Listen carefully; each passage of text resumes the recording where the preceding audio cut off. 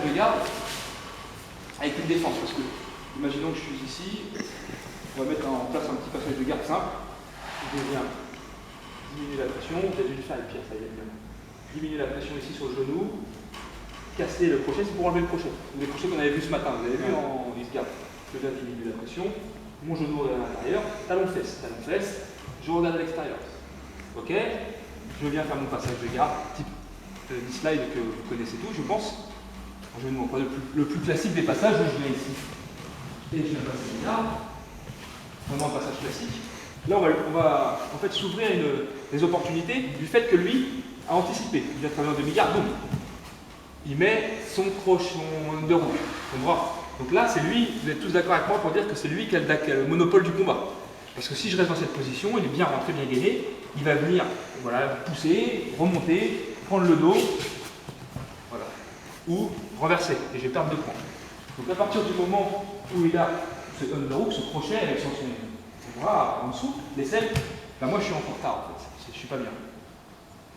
Là je ne vous conseillerais pas de partir sur une guillotine d'ici.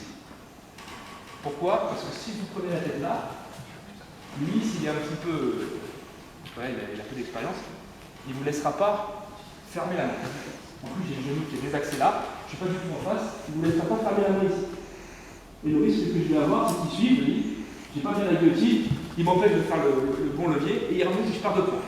Donc moi d'ici, je ne sais pas de prendre la tête. Parce que je sais que c'est assez. On a tendance à vouloir y aller, mais si le gars est vachement à l'aise avec ce bras, il sait comment le placer pour ne pas laisser fermer la main. Parce que la guillotine, c'est bien beau d'avoir le bras placé, mais pour pouvoir avoir le levier, c'est comme la clé de cheville.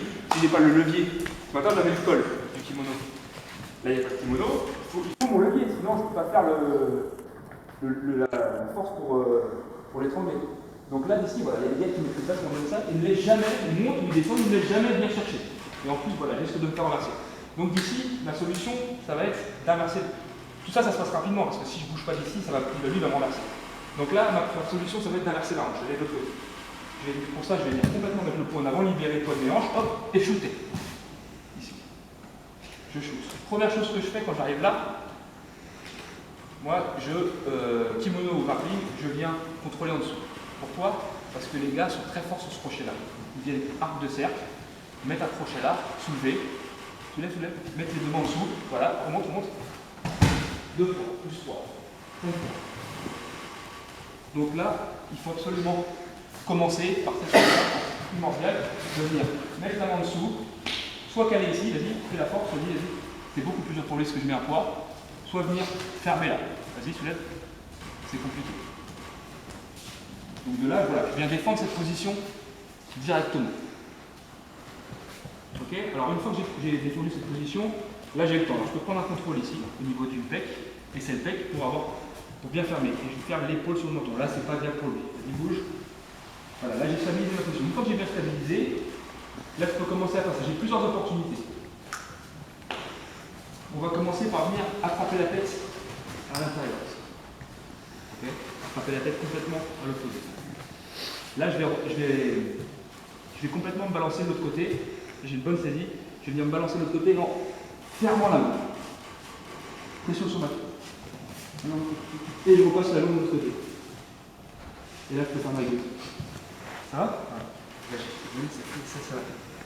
J'avais la pression, c'est bon. T'as pas eu taper, en fait, j'avais même pas verrouillé qu'il tapait déjà le coup. Là, je suis là, donc là, je suis bien ici, j'ai ma saisie. Une fois que je le sens, boum, je viens attraper la tête.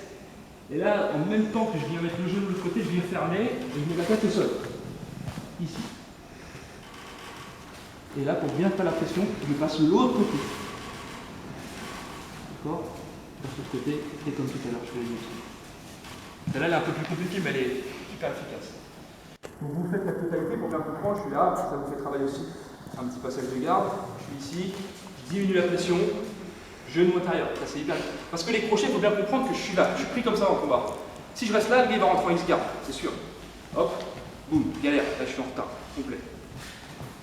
Et je peux pas, si je suis contre encore quelqu'un qui connaît un petit peu, je peux pas en faire ça pour enlever. Je suis non. Voilà, là il va me casser les gueules. Je peux pas faire ça, ce serait trop facile. Donc pour enlever le crochet, je suis là, boum. Là je suis bas, et là je peux travailler, parce que j'ai qu'un crochet, là je peux faire ça, j'ai plein d'opportunités que de là, je peux rien faire. C'est lui qui contrôle mes jambes. Hop, je casse, intérieur, talon fesse, extérieur. Je viens rentrer, boum, il vient faire ça. Je viens mettre le poids à l'avant, mais ça, tout ça, faut que ça se fasse vite. Avant, je shoot. Boum, je verrouille. Ici, je verrouille ma position. Prends mon temps. Là, je prends mon temps. Faut que je le sens, boum. Je viens verrouiller. Passe de l'autre côté.